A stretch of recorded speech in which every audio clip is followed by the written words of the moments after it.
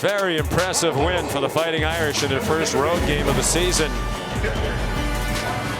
They dominate the Pittsburgh Panthers and win 45-3, outgaining Pitt 434-162. Hello again, Irish fans, and welcome to this week's edition of Inside Notre Dame Football with Brian Kelly. I'm Jack Nolan, joined as always by the head coach of the Fighting Irish. And Brian, I am not sure I can remember a game during your tenure when your team had so many goals it needed to achieve, and some of the goals were based on looking at the challenges beyond the game you were about to play. How did your team do in terms of both the short-term and the long-term steps you thought they needed to take with their performance against Pitt? It's nice when a plan comes together, Jack. The challenge was difficult because not only did we have to go on the road for the first time, which requires an incredible advanced team to put things together during this pandemic, but we also had to go play a Pitt team that is always, as you know, played us very difficult. So the short term was a big challenge, but also we had to look at, what's important next, and that is this football team had to play at a higher level. The compete level had to go up. The execution had to go up because we're also looking forward to what's in front of us, and that is, playing for an ACC championship and making it to the playoffs. And down the road, we've got to play better football, and it needed to start with this game against Pittsburgh. And I think our guys did a tremendous job of handling both of those things. Coach and I will be back to take a look at all the big plays, and there are a boatload of them from Notre Dame's 45-3 win in Pittsburgh right after this timeout.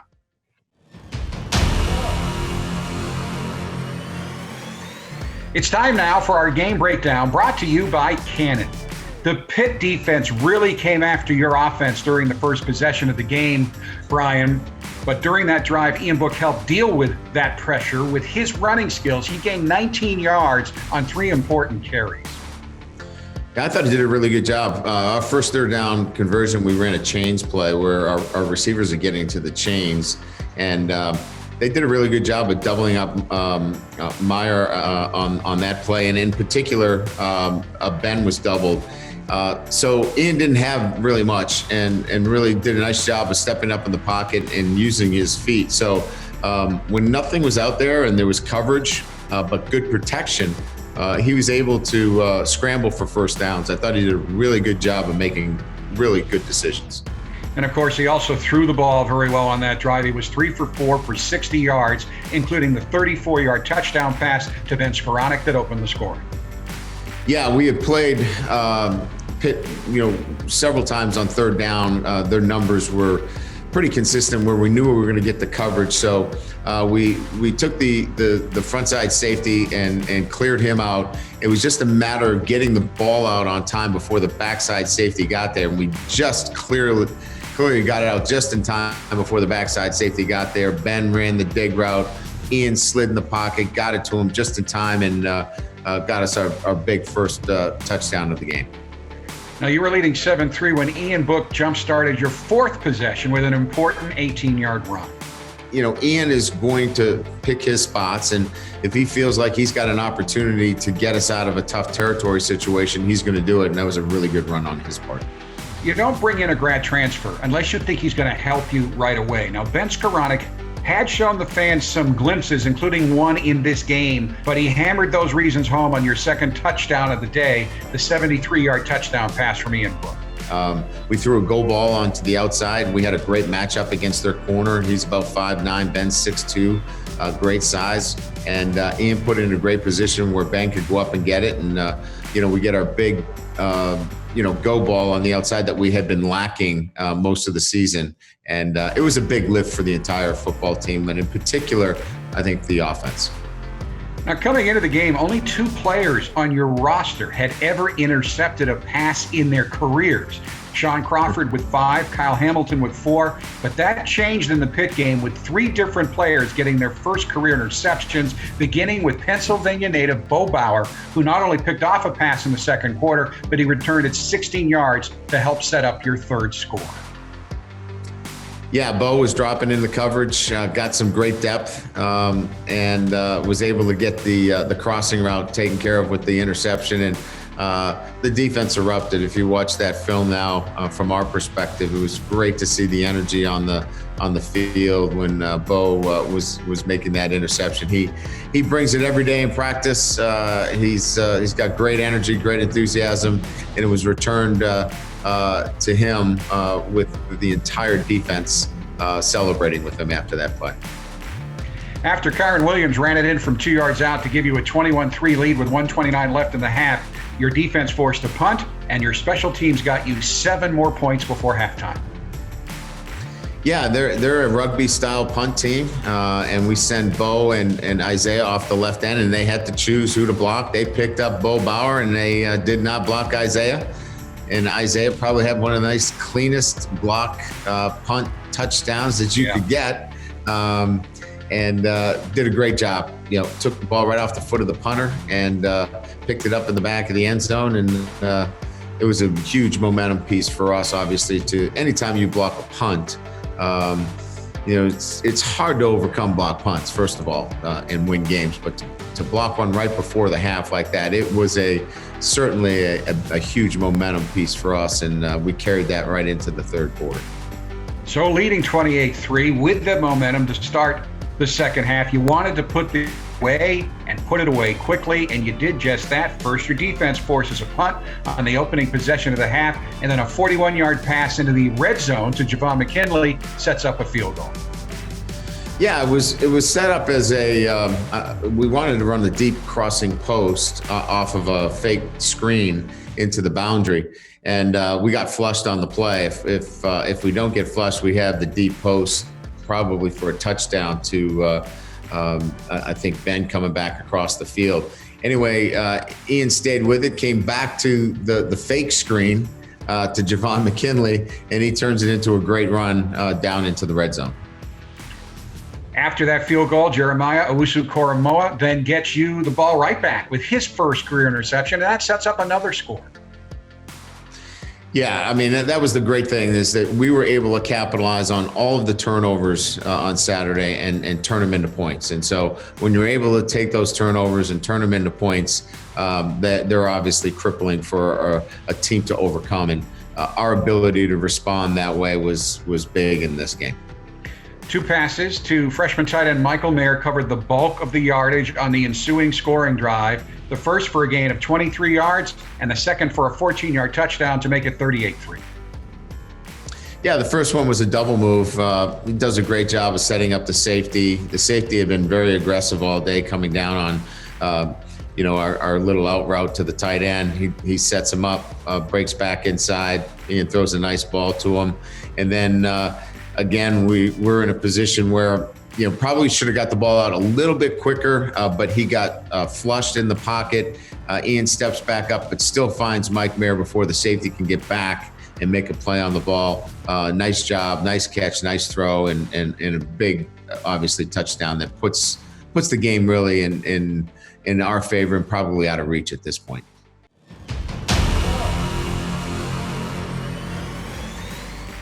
Our Fighting Irish media crew hit the road with the Irish this weekend so they could bring you back the Pittsburgh game edition of Icon. Enjoy. This is so fun when you get on the field to go take somebody's heart out of their chest like you did today. Every one of you guys in this room brought a fearlessness to this game that they have never seen from a Notre Dame football team. What started that was down the field, Ben Scarano. Third and 14. Book steps into the throw. Up for grabs and caught. Ben Scarano on his way. We've elevated our game to a level that we all can see where it can go. That's how we roll. Ball's in the air on defense, my ball. Intercepted. Picked off by the linebacker, Bo Bauer. We got great interceptions. Jeremiah Owusu-Koramoah. We got a block punt for a touchdown. Punt is blocked. Today is the first time that I can say you played fearlessly. You played with juice and energy. We got another one now. Next week, we got to go back on the road against Georgia Tech. Let's take our game to another step.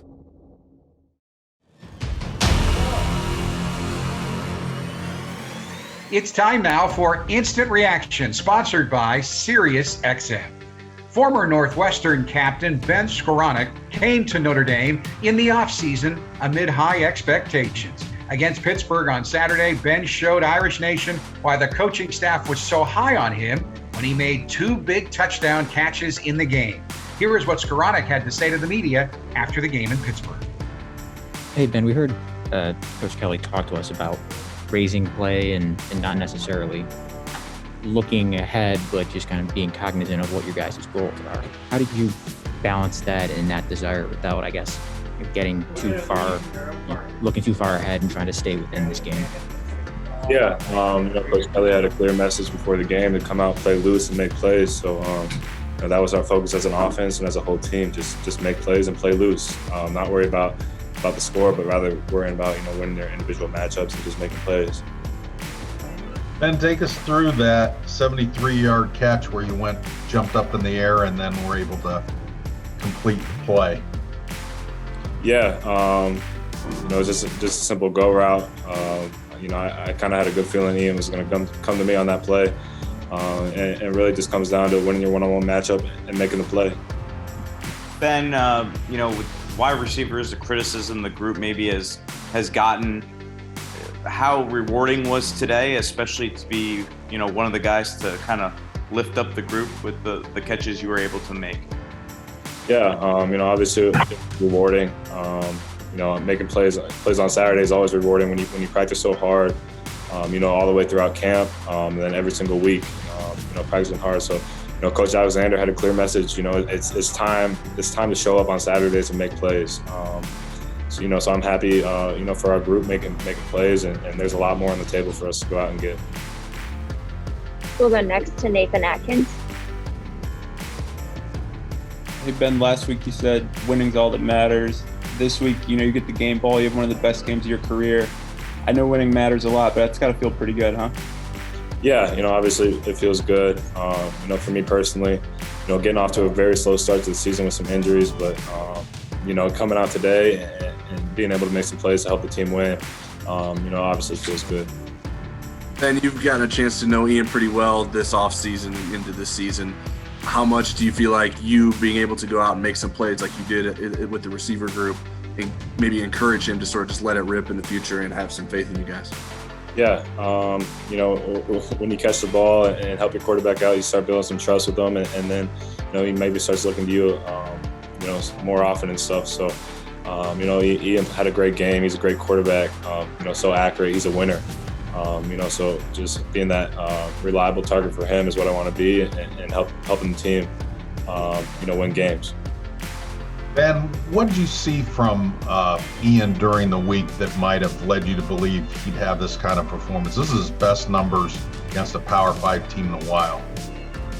Yeah, Ian last Saturday night, we were hanging out after the game, and I could just see the frustration on his face. And on Sunday, Monday, Tuesday, Wednesday, Thursday, he came in, locked in every single day. Just doing the extra things, studying extra film, just communicating more. He was so locked in this week, and obviously paid off for him. He had a hell of a game, and I'm just happy for him. He was very unhappy last week, but this week, all the fruits of his labor kind of paid off. I can't wait to play with him moving forward. And like I said, he's a hell of a football player, and he's a winner.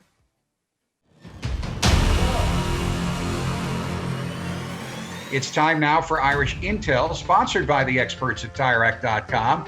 This is where we let Coach control the video and get into the X's and O's of why a play worked. Okay, Coach, our first play on this week's edition of Irish Intel comes from the first quarter, first drive of the game. It's Ian Book finding Ben Skowronek for the 34-yard touchdown to open the scoring. Yeah, we're in a bunch right set here. We're going to try to pull the front side safety, or the safety to the right, out of this set, and to open up Ben into the middle of the field.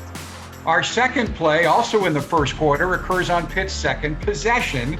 And on this play, Pitt is facing a 3rd and 10 when Myron Tungavailoa Amosa comes up with a big sack.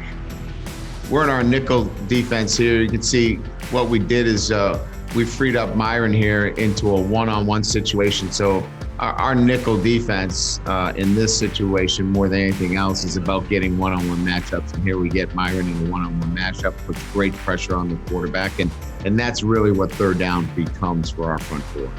Our next play this week comes from Notre Dame's second scoring drive. Ian Book connects with Ben Skoranek for a 73-yard touchdown and a 14-3 Notre Dame lead. Against Pittsburgh, everything's man-to-man coverage. So we've got the one-on-one outside to Ben. You can see, obviously, this is just a matchup situation where we've got a 5'9" corner against a 6'3" wide receiver, and Ben just goes up and gets the football. What's interesting on this, if you look at the end zone, watch Ian Book stay in the pocket right here and take a big shot and deliver the football. So many people talk about his inability to stay in the pocket, but he does a great job, takes the big hit. Ben Skoranek, again, you can see, just goes up, takes the football away, and that's really the one-on-one matchups that you get when you have a team that plays so much man-to-man coverage. Coach, thank you. That wraps up this week's Irish Intel segment, brought to you by TireRack.com. Coach and I will return to wrap up this edition of Inside Notre Dame Football right after this timeout.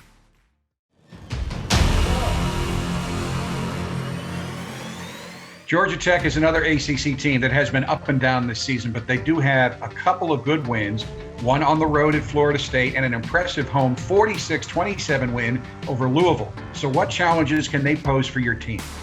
Well, first and foremost, explosiveness on the offensive side of the ball. Sims, the quarterback, is a freshman that, can break out and do some extraordinary things. They've got some talented wide receivers. They've got speed on offense.